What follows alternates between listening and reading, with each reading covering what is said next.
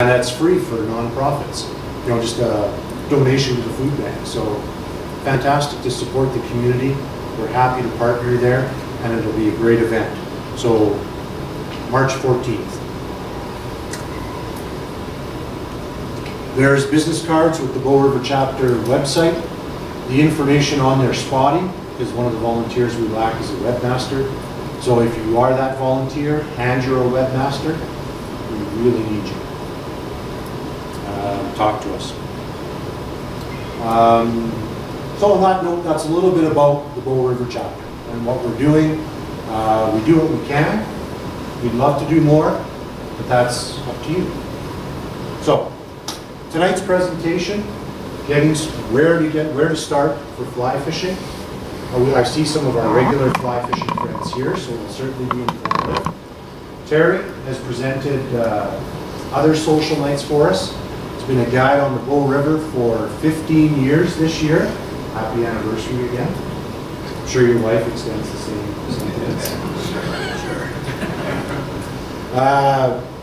Terry works out of Fishtails Fly Shop.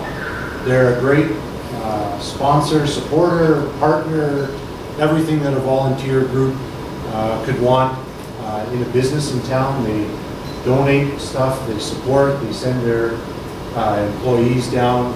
So if you're looking for a good shop in town, Fishtails Fly Shop, Avenida. It's not really a club, is it? Partial. But no, it's a great place to go to buy your stuff. So, on that note, Terry from Fishtails Fly Shop. Thanks for coming over, Greg. Really appreciate it. Thanks, Greg. It's a quick little slideshow, and we'll talk about where to start in fly fishing. Now, how many people here have never fly fished before? Oh, we have quite a few. Oh, good. Okay. Well, then this will be right up your alley. I know a couple of you guys, you've been around, you fished a little bit, so this might be a little stuff that you've already learned, anyways. Let me tell you how I started fly fishing. I didn't start until I got married. No correlation. I was in Sears and they had this big barrel of fly rods, $10 each. So I buy a couple of fly rods, one for me, one for my bride, and I buy a fly reel, some fly line, no backing, just the fly line right onto the reel, and no leader or anything, just tied my piece of mono off the end of this fly line. And I'm down below Glenmore Reservoir, just flailing away. Didn't have a clue what I was doing. And this old guy comes along. Oh, I'm going to show you how to do that, he says. Sure. So he grabs the rod and he's giving me some pointers and, you know, showing me how to cast and the timing and everything. And of course I didn't catch anything. So we started talking. We went back to his car, and in his glove box he had this envelope of these beautiful brown trout, just big, gorgeous brown trout. Well, where are you catching these fish? Oh, in the water, he said. Oh, whereabouts? Oh, right about here. So he wouldn't tell me. So I'm figuring, okay, whatever, no problem. We parted ways, and we moved out to Cameroon with my wife, and I had every night to go fishing. So I got a couple of videos that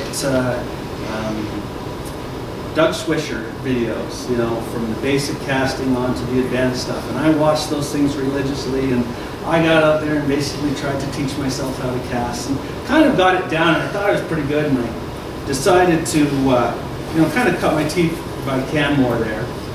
And I decided to go to the big fly fishing show down in San Mateo, California. And this thing, you know, if you've been to the Roundup Center, it's like 4 of those combined, and it's all fly fishing. It was huge back then. So I got a ticket, flew down there, walk into the place, and it's just overwhelming. There's everything going on. And I'm walking around, and here's a booth of Bow River fly fishing, guided trips on the Bow River. And I thought, oh, let's walk over to the booth, you know, some familiar territory. And here's this young guy working there, and I actually knew him from years, you know, I kind of grew up with him, and I didn't know he was a guide. And so we kind of started talking, and he was nice enough to share his hotel with me. I didn't have a room yet. His wife was down visiting family, so we hooked up and we came back to Calgary. We started fishing together, and that fall we decided to go steelheading up in the Bulkley system, up on the Babine. And so we went up there fishing and managed to catch a couple of steelhead. Came back to Calgary, and I'm in Wholesale Sports. And here's this old guy working there at Wholesale Sports. And I go up to him and I start talking. Oh yeah, we were talking about when we first met, and I just happened to have my pictures of my steelhead in my pocket. So I pull them out and I start showing him these pictures. Of course, what does he ask me? Well, where'd you catch them? So I said, well, in the water right about here. So it was a perfect setup. But I think he still works there. I think he still works at Wholesale Sports. Now, getting started in fly fishing, I'd like to say, yeah, you need the nicest equipment and the nicest waders and all this stuff, but you really don't. You can go to your local fly shop and you can pick up a rod and reel, some basic equipment, some leaders, some flies, and you can get started. So you don't have to go hog wild into it. You can, and there's nothing stopping you. We would help you if you wanted to do that, but if you're getting started, a lot of people aren't sure if they're going to like it or not. So it's if you go to any of the fly shops in town, they'll have courses that you can take. An introduction to fly fishing course is a great way to start. Our course that we do at Fishtails is basically a day long, the morning's classroom. They give you a book, they talk about the equipment, the bugs, everything. They feed you lunch, and then in the afternoon you're actually out casting with a couple of different rods, just so you can try different things and see what works for you.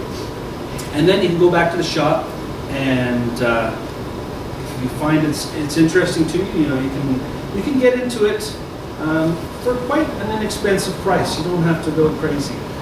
There's packages that have the rod, reel, line, everything all ready to go, and you're tying some flies and you're off and running. Those shops will offer other courses. If you've done some fly fishing before and you're having troubles reading the water, you can take an intermediate course. It'll be on the water. It'll be how to read the water, what to look for, what bugs to use. They'll cover streamer fishing, nymphing, dry fly fishing, a little bit of everything.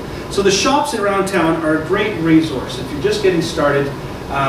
There's a bunch of other places that you can look to. There's clubs like the Hook and Hackle. There's TU like this that do presentations like this. There's forums on the internet, fly fishing forums that are quite popular. And quite a few of the shops, we do them on Sundays, are free seminars.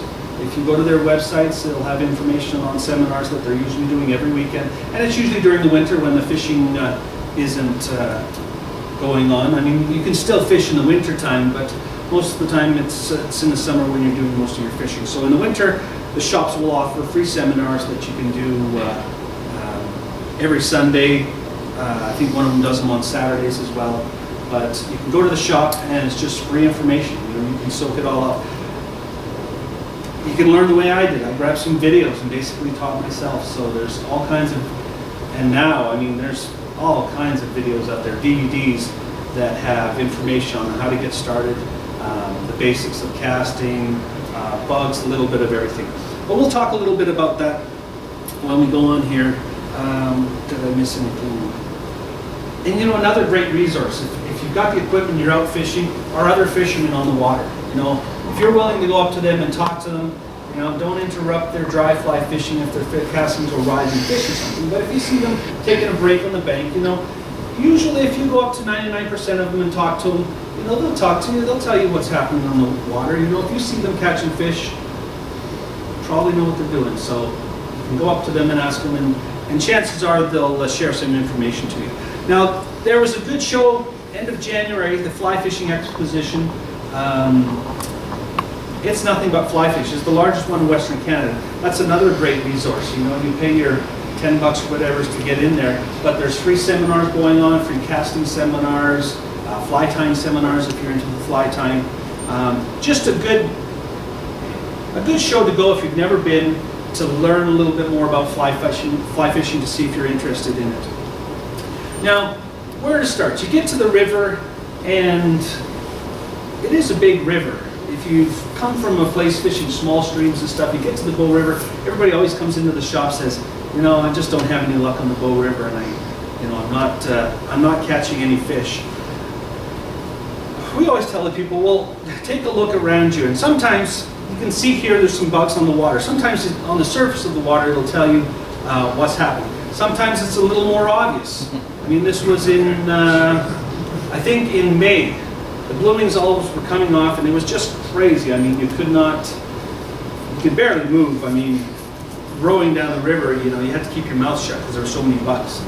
At night, if you're out and you see all these bugs along the bank there, you know something's going on. You know, that'll kind of give you a clue as to what's happening on the river, because all these bugs that are flying around have come from the river. When you start seeing stonechukes like that on the bank, there's a good chance that the stoneflies are coming off, and we'll talk a little bit about those. We won't get into too much detail.